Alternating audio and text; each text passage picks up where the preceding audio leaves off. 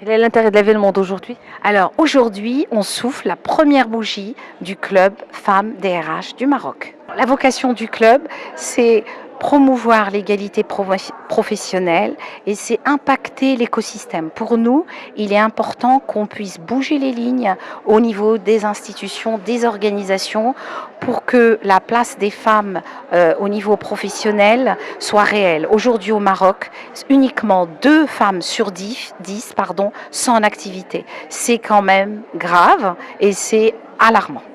Alors, justement, quelle lecture faites-vous par rapport à l'évolution de l'accès de la femme au poste de responsabilité? Alors, il y a eu une bonne évolution ces dernières années, surtout depuis, je dirais, l'avènement de Sa Majesté, avec la Moudawana, avec tout ce qui s'est passé, c'est vrai. En fait, je dirais que le législateur, il a suivi, mais ce qui n'a pas suivi, c'est la réalité sur le terrain. C'est-à-dire qu'aujourd'hui, dans la fonction publique, on a 22% de femmes dans les postes de responsabilité, quand dans les pays africains, ils sont 28%. Donc il semble qu'aujourd'hui, il y a eu du travail qui a été fait, mais nous, en tant que club, on a en tout cas la modeste volonté d'être un accélérateur pour que les femmes soient plus présentes et pour qu'on ait une parité réelle. Moi, je pense qu'il y a 2 choses. La femme doit être plus sûre d'elle, doit avoir confiance, elle doit oser. Ça, c'est le premier. Donc, elle doit avoir confiance en se disant « je suis capable d'avoir cette responsabilité ». L'éducation aussi, à l'école, c'est les filles et les garçons, pas de stéréotypes. Tout le monde est capable de faire des maths, tout le monde est capable d'être ingénieur, tout le monde est capable d'être directeur général. Voilà, c'est les modèles qu'on n'a pas.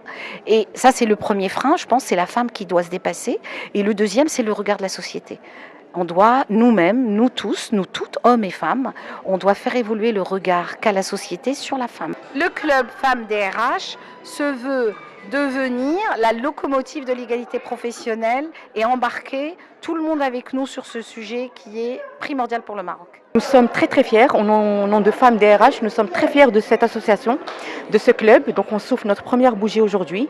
Nous rassemblons aujourd'hui 70 femmes de la place.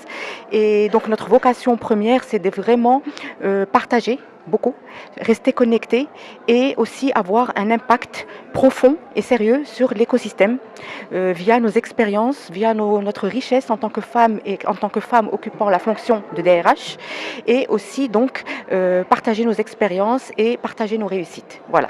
J'espère qu'on pourra inspirer les plus jeunes qui commencent dans cette fonction et celles que nous sommes aujourd'hui déjà.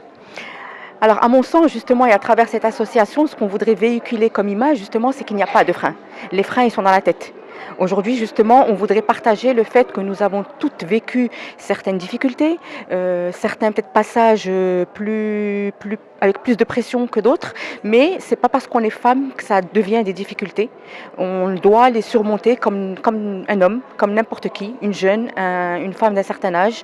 Voilà, donc aujourd'hui on voudrait partager ça et dire que c'est une question d'organisation, d'équilibre de vie professionnelle et vie personnelle.